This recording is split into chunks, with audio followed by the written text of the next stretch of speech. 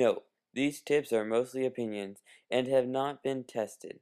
Also, they may or may not reflect the opinions of Clever Pictures. Results may vary. Test with extreme caution.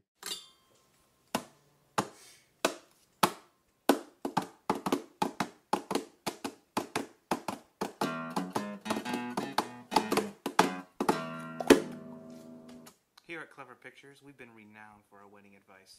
So Lindsay and Jacob, we decided to give you the very best of advice. Well, here it is. It's good. According to an ancient Hebrew proverb, you are never, ever, ever supposed to let the sun go down on your anger. Ever. So the question is then, should you go to bed when you are angry with your spouse? I think it entirely depends on the level of anger for the situation. Like if you're really bad, then you sleep very well that night. Well, what I would do in this type of situation, with my Or wife. if you're not that mad, you could just not sleep because the Bible says not Well, to. with my wife. What wife?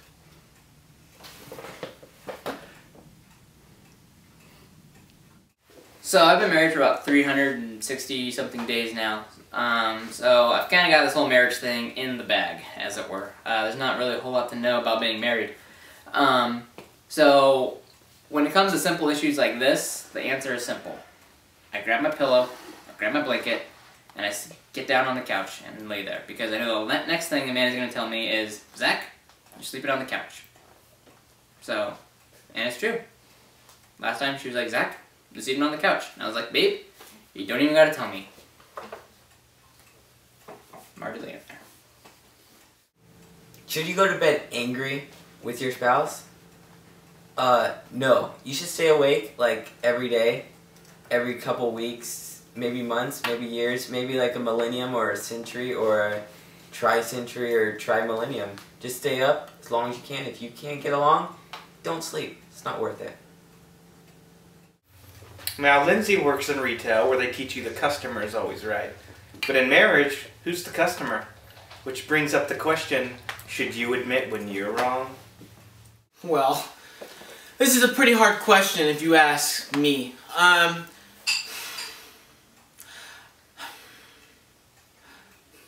would have to say no. Well, I think it's a matter of strategic posing because biologically the man is always right. But you have to make the woman think she is right in order for her to like you. So, tell her she's right, but she's not really right. and be very humble with it. No. How you, Be very prideful with it. do you want to make your wife happy or not, Jay?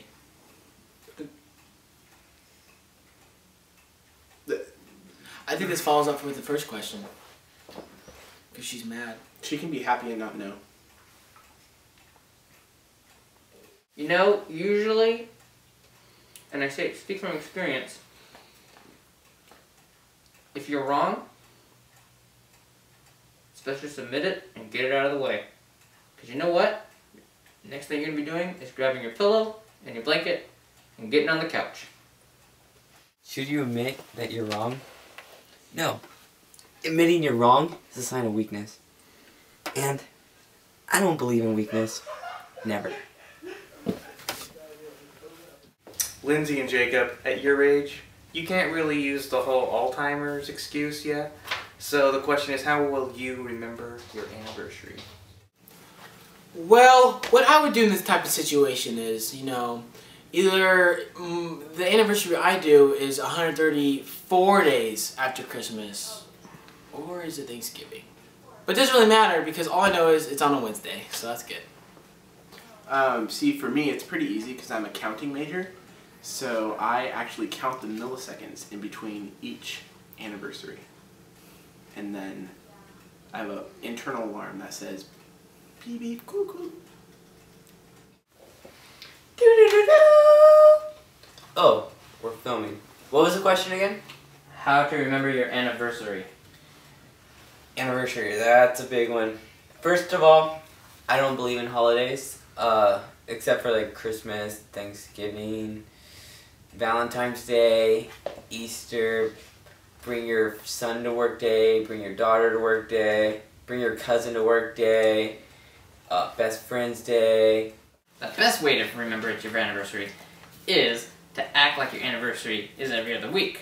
You go out, buy some flowers, buy some chocolate, and give it to her. This technique is proven to almost work because after you've given her the flowers and the chocolate, not only is she excited, but she also will kick you out on the couch again because you forgot what the anniversary was. Zach, get in some couch. Pillow, blanket, grab some couch. That's close.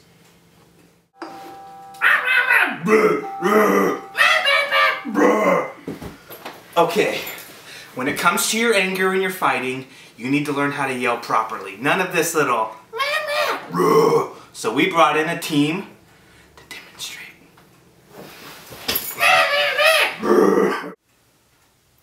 Some people were born with natural yelling voices, which gives them the ability to have successful relationships. The only way to actually get a point across is to yell.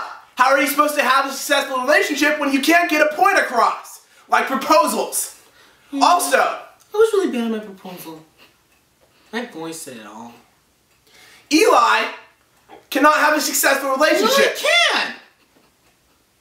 Elderly people lose hearing over time, which is a signal as to why yelling is a strong trait in a person, because it means that they're always going to get their point across. Like me. Primarily because older people don't have as much time, I get my point which means that they only want to hear important things. I get my freaking point across! Eli, I'm done! apparently. I'm done! I didn't know this. We just found out. You witnessed this all at once.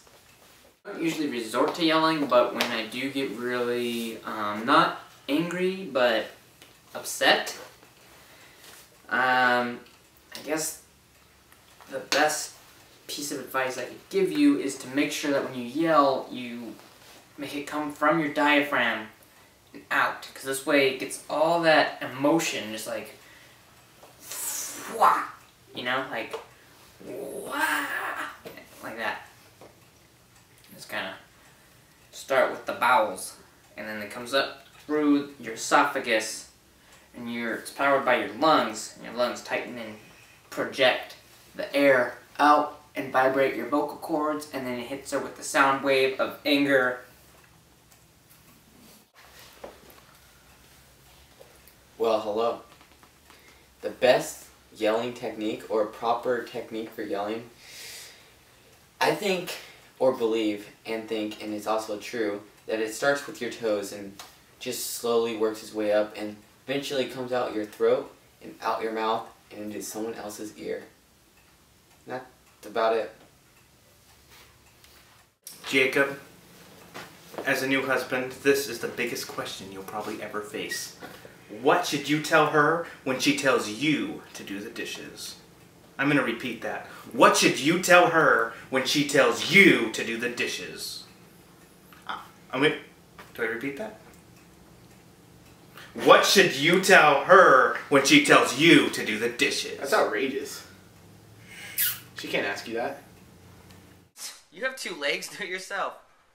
Well, the last time I was asked that question, my response was, if I do the dishes, can I get off the couch?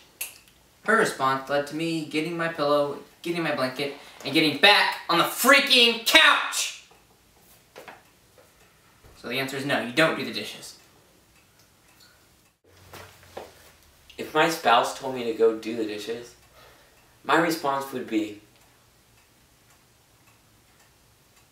I can't hear you when you tell me what to do! And just leave it at that. To me, it sounds like a bigger issue of time management, because if she's not getting the dishes done, then what is she doing? Is she on Facebook? Is she playing video games? She's obviously doing things that she shouldn't be doing with her time. So I would not help her, and I might put her in timeout or something to teach her a lesson. In my type of situation like this, my wife is normally never on Facebook because she doesn't have a Facebook. I think that's really disrespectful. I don't think respect has any place in marriage. I think you're wrong. You're 100% wrong. No, I'm not. All the way. I'm never completely wrong. Disagree. Just do the dishes for her. Why? Who should clean Lindsay's litter box? Well, what I would do this to my spouse, I have 3 words. Draw the line. In the litter box, you would touch that? That's disgusting. You're sick! Metaphorically, you moron!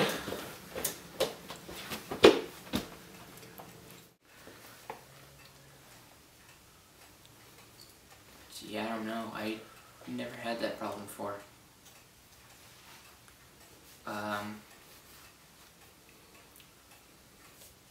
I'd go with no.